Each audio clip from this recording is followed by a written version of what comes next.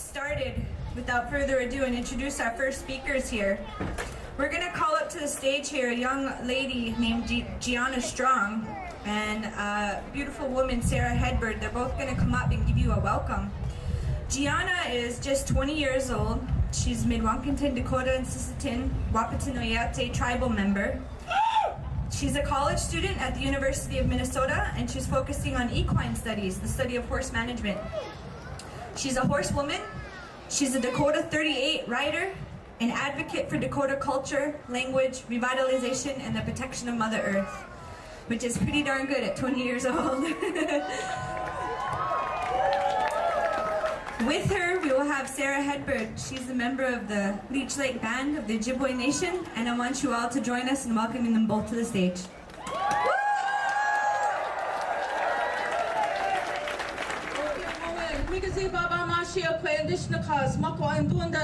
My English name is Sarah Wells Hedberg, and I am from the Leech Lake Band of Ojibwe, from Cass Lake, Minnesota.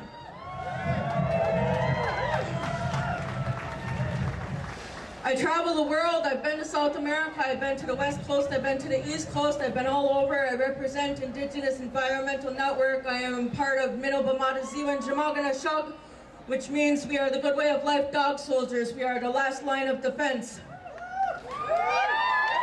My heart and soul is with Mother Earth. We walk all over her every single day. We drive all over her, we fly all over her, and she never asks for everything in return. And now she's asking for us to love her back. It's time to give her some love back.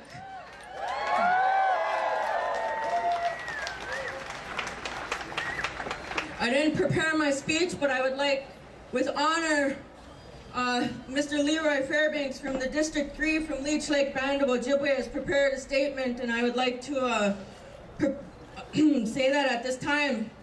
Statement by Leroy Fairbanks, District 3, representative of the Leech Lake Band of Ojibwe Tribal Council, and on behalf of the Division of Resource Management, this is the chance for Anishinaabe people to take the lead on one of the most pressing issues facing us today, because there are multiple Enbridge pipelines located on the Leech Lake Band of Ojibwe homelands. I feel we have a great opportunity to make a proactive difference by shaping a green future for our children's children, that we would leave a powerful and positive legacy. Now is the time to wean America off its dependency on oil and fossil fuels and develop solutions to climate crisis. The bottom line is Enbridge pipelines, both the expansion of the existing Alberta Clipper Line 67 tar sands pipeline and the proposed replacement of Line 3 carrying toxic pollutants, and the sandpaper pipeline being proposed to carry volatile shale oil from the Bakken oil fields of North Dakota are short-sighted and environmentally degrading solutions to this country's energy and economic needs.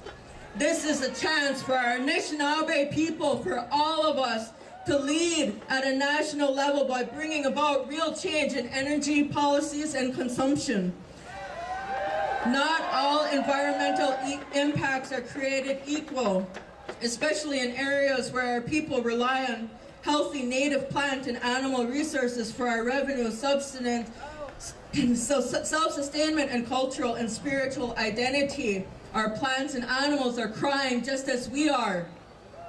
The boundaries of the traditional homeland encompasses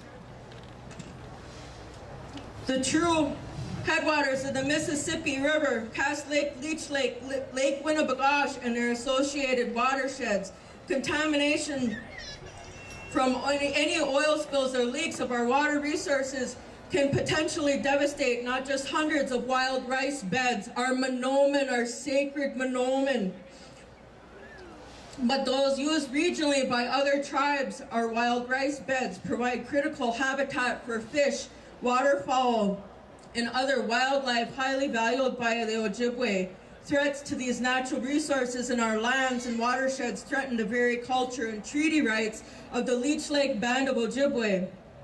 Environmental compromise that favors short-term economic gain over long-term protection and conservation robs our children of their future and their cultural identity. The loss of native plants and animals cannot be quantified, and the true value of these resources lies not solely in their potential economic benefit to local people, but in the social and cultural well-being of Anishinaabe people and all of us. We are all one nation. It does not matter what color we are. In closing, please continue to fight, and let's all work together with our brothers and sisters everywhere. We have to get the message to these Enbridge folks that they have to stop acting like they can move from place to place, ruining our Mother Earth with devastating oil spills that cannot be totally cleaned up. Thank you, Leroy Fairbanks, for your statement, and thank you for the honor of being able to relay this to the people. I, as a woman, cry on a daily basis.